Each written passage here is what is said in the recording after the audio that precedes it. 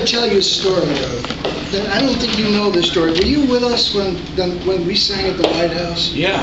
Okay.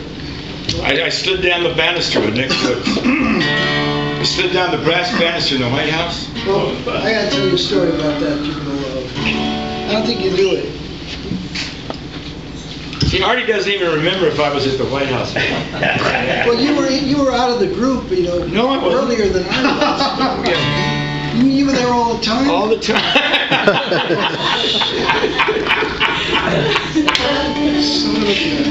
We flew from Reno to Dallas. Let's get this closer to me because I sing softly.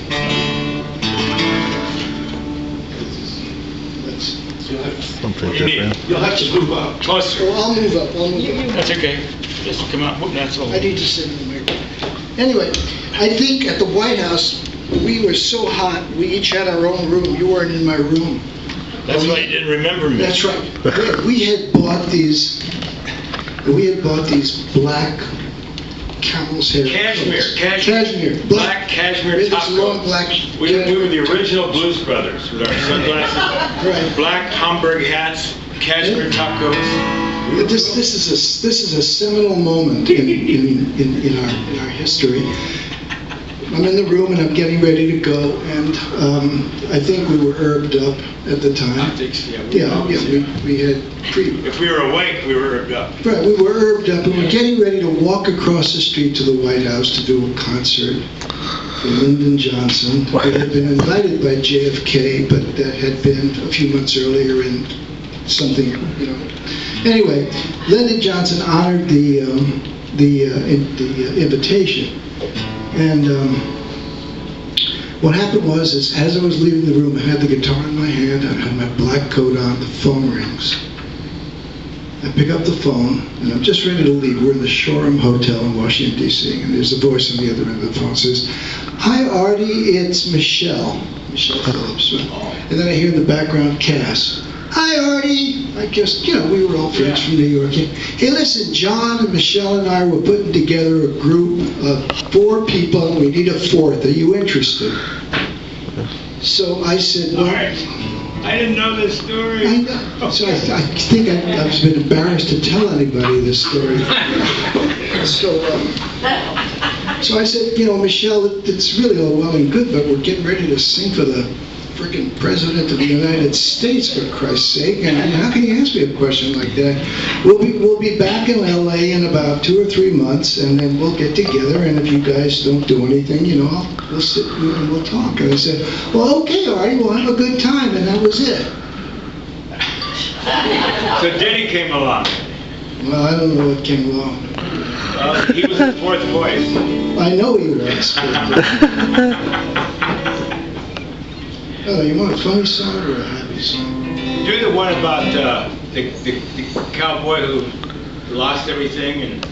Oh yeah, that one. That's a good one to start with. That's a good one to start with. I've written a whole bunch of songs. This is a song I didn't write. Barry and I were involved in this wonderful event up in Oakhurst, California for a while. It was up in Oakhurst, and we had an open mic night one night, and this kid walked up and he sang a whole bunch of songs, and he was okay. Then he sang this one song, and I saw everybody just kind of staring, and I fell off my chair. It's a country and western song. Is that the one? Yeah, that's it. All right, it's a country and western song, and it's. You have to understand something. I've always loved country and western music, and this song really hit me. I grew up in Brooklyn, New York, and I remember the first country song I'd ever heard. It was called Havana Gila. You know it? It was good. And I always loved country music, but I never felt equipped to sing it because I just had a happy childhood, and that just doesn't work for country music. And my first girlfriend was just wonderful and lovely, and when I got my first car, it always ran. And my dog always stayed with me, never ran away or anything. So, but then as life goes on, things happen to you, and then finally, I think later on in life, I finally arrived at a set of circumstances that made it possible for me to sing a country song, and so. You said you didn't love me if you go. For a while there, dear, I really didn't know. But I survived, heck, I even thrived when you walked out the door. My lonely situation I got used to more and more. So I started standing taller with my pride.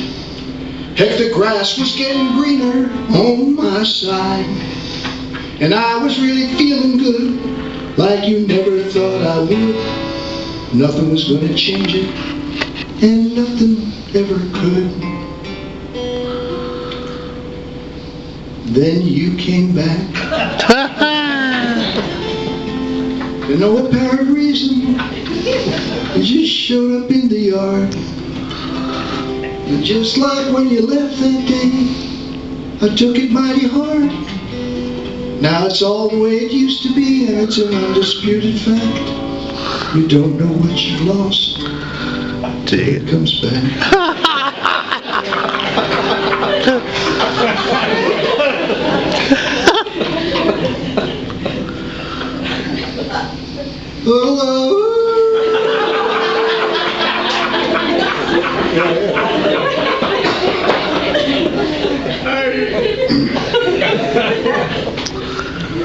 She was the cowboy song.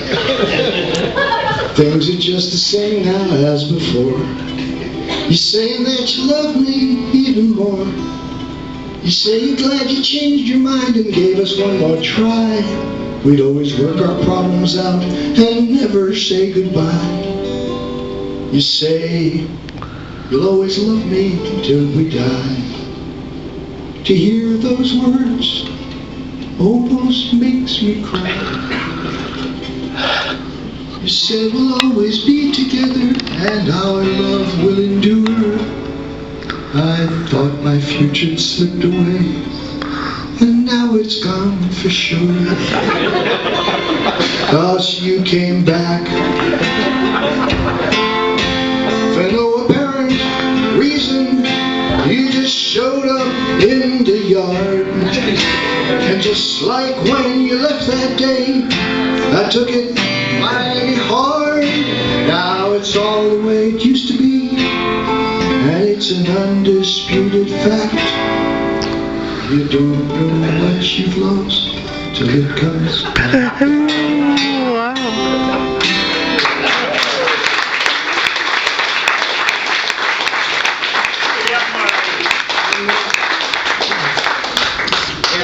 One more, okay. I'm gonna do it, Judy. People have little affectations, and this In the wedge, you know. it's all right. No, it's not. It's okay. I just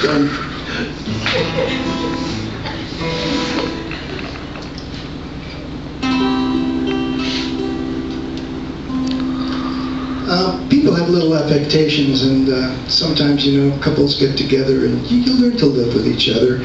I happen to be in love with a woman who tends to repeat herself.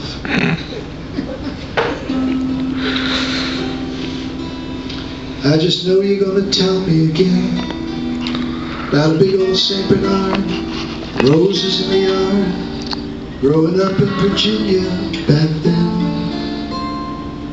Now each time we pass a rose bush in the yard, I just know I'm gonna hear all about that St. Bernard. And so I count to 10 and think, here she goes again. But then you smile. I don't complain.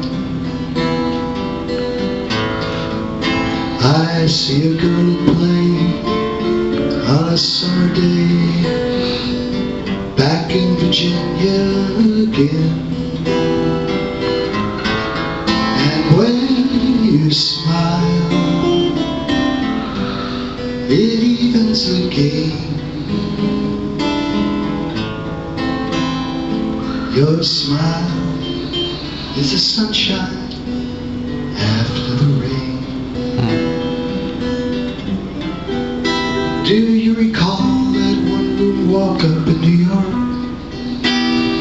I used to laugh all day at the darn silly way You used to sit and stir your coffee with a fork. Now I watch you stir your coffee here tonight. I still can't believe you don't see that spoon there to your right. So I bite my lip when I start to slip, and then you smile. I don't complain. I see a one-room flat and a funny hat, two lovers splashing in the rain. And when you smile, it evens the game.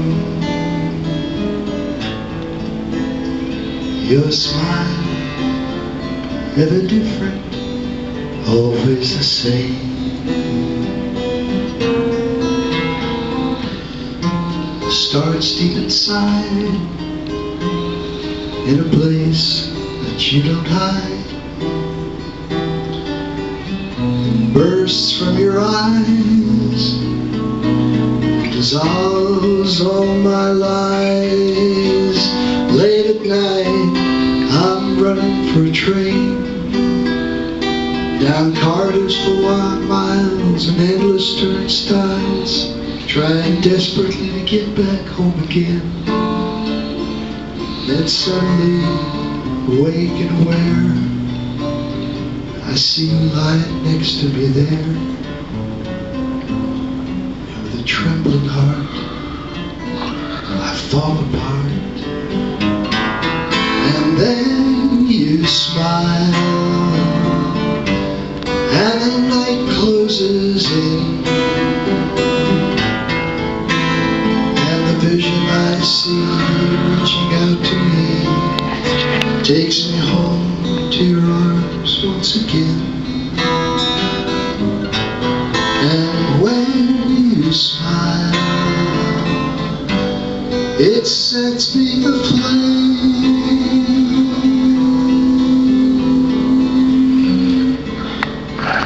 Your smile, never different, always the same.